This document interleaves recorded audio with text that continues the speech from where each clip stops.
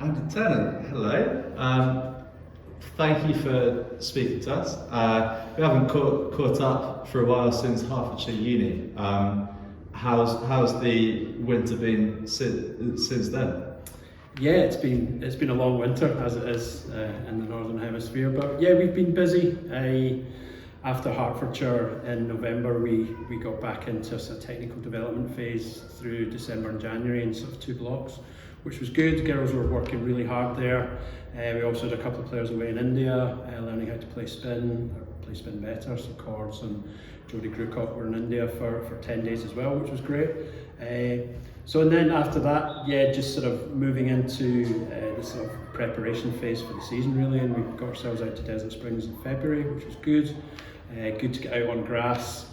Conditions were good, a bit windy, but conditions were very good. Played a couple of T20 games against Scotland as well, so that was good preparation for us, and nice now to come back into the tent at Merchant Taylor School, which is fab. So we've got 3 or 4 weeks on grass now in the tent before we go out to our pre-season friendlies, so our warm-up games.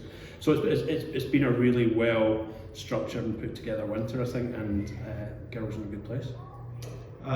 So obviously this winter, mentioned about Cords and Jodie going to India. We also have Grace and Maddie who's away, and then Jodie and Amu are called up to England. How good is it for those girls to have the chance to go and play somewhere else? Yeah, well, I think first and foremost it's a great reflection on the whole Sunrisers programme that we've got 2 players going on an England A tour, and we've got 2 of our younger players on an England Under-19 tour. So that's great for Sunrisers. It's great for them and their families. So very proud of them, I think, is the first thing I would say. Secondly, brilliant for them just to get exposure in a different environment from different coaches. Obviously, England A is the stepping stone to England, so they're players with ambition, so it's great that they can go and experience that, and it's good for us because they'll come back stronger and the better for it, both those that are in New Zealand with England A and the girls who are in Sri Lanka for the Under-19 games.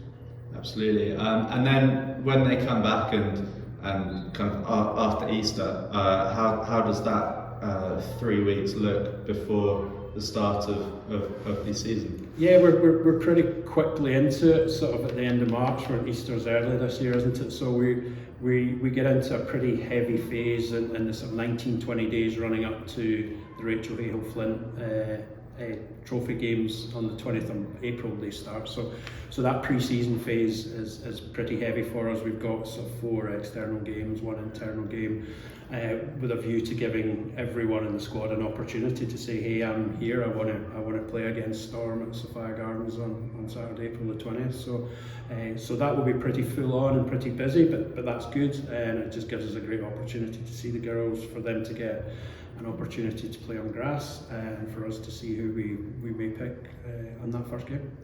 And then after that first block, we have the T20s, where last month we were very, very happy to announce the return of Danae van Niekerk. How crucial was that to get her to re-sign?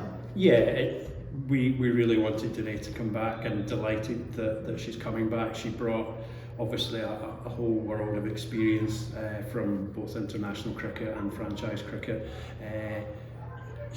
She's coming back as captain as well, so she will stamp her own, put her own stamp on that.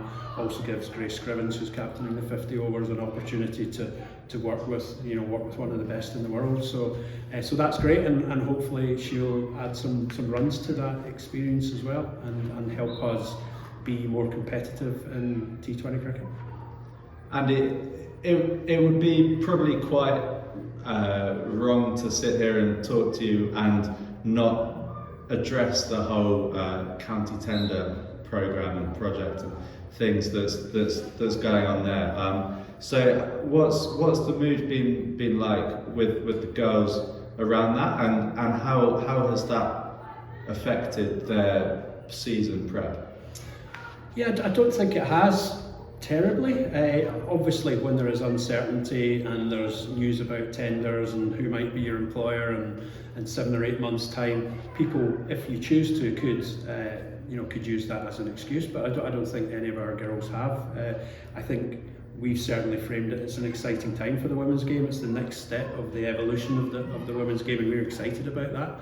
And hopefully whoever is the successful tender will get a successful Sunrisers team integrating into their environment. So I think we see the upside of it. We look forward to everything being done, and us just being able to go on with the cricket.